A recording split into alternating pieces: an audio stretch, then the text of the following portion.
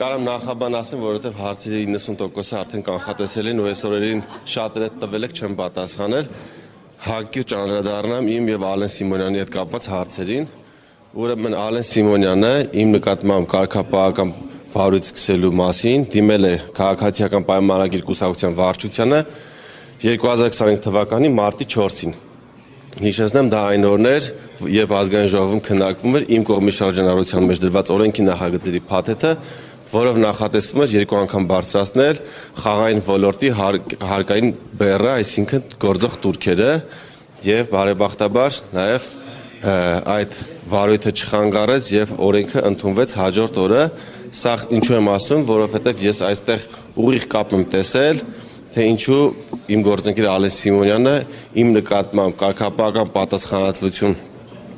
հարուցելու դիմումը ներկայացրել է հենց մարտի 4-ին, այլ ոչ այլ օր։ Սա ասում եմ կապված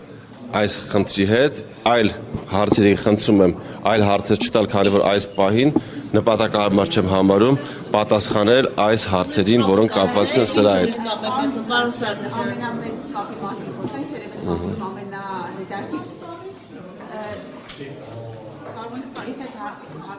Խնդրեմ կարճ։ Այդ ուղիղ կապը հետաքրքիր է, թե ինչի մասին եք ասում, որ ասում եք Ալեն Սիմոնյանը ուղիղ կապ ուներ։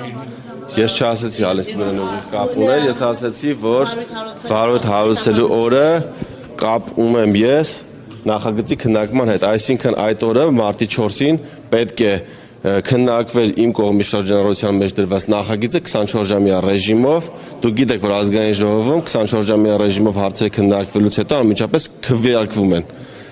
Այդ դեպքում բացառություն էր եւ հարցի քննարկումից հետո հարցը չդրվեց քվեարկության եւ միայն քվեարկության դրվեց հաջորդ օրը մարտի 5-ին։ Այլ մանրամասներ այս բանը չեմ ցանկանում անդրադառնալ, քանի որ ես դիմել եմ, ես նաեւ այդ հարցի քննարկումից հետո, ինչպես հայտարարել է քաղաքացիական պայմանագիր կուսակցությունը իր հայտարարության մեջ,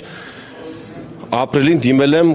Ալեն Սիմոնյանի կարգապահական պատասխանատվության ենթարկելու հարցով։ Ճանճին խնդրում եմ Թարեկ։ Այո։ Եվ հարցը չի քվեարկվել եւ հարցը չի քննարկվել մինչեւ սեպտեմբեր ամիսը եւ քննարկվել է միայն սեպտեմբերին եւ նաեւ անդրադառնամ այդ կետին կուսակցության հաղորդագրության մեջ տարածված է նման միտք, որ Հայկ Սարգսյանը 2 անգամ հրավիրվել է, սակայն չի ներկայացել իր դիմաց դիմումի քննության համար։ Ասեմ, որ դա այդպես չէ, ես մեր կուսակցությանը խնդրել եմ, որպեսզի այդ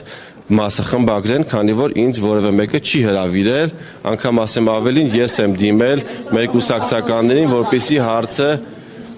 ես արդեն ասացի այն ինչ որ ասացի, այսինքն ինձ որևէ մեկը չի հրավիրել, ես խնդրել եմ մեր կուսակցությանը, որպեսզի խմբագրեն այդ հատվածը, քանի որ որպեսզի նման տպավորություն չստեղծվի, թե ինչու է Հայկ Սարգսյանը դիմել եւ չի ցանկանում մասնակցել իր դիմումի քննարկմանը։ Ցավոք այս պահին ես տեղեկություն չունեմ, ոնց որ ոչ։ Ուրիշ հարցեր խնդրում եմ։ Պարոն Սարգսյան, դա մի մեծ բան չէ, կարելի է ստատուսը բացատրել։ Չեմ ցանկանում այդ հարցին անդրադառնալ, անհետեցություն է դա, չեմ պատկերացնում ես նման ընդհանրապես բան։ Չարեք, այս թեման վերջացնենք նոր էլի։ Այս թեման վերջացնենք, խնդրում եմ էլի։ Եթե լրացուցիչ բաներ կարիք կլինի, կուսակցությունը կամ ես դրա մասին հանդես կգամ։ Ինչ վերաբերվում է կներեք, անդրադառնամ մյուս շատ տրվող հարցերին,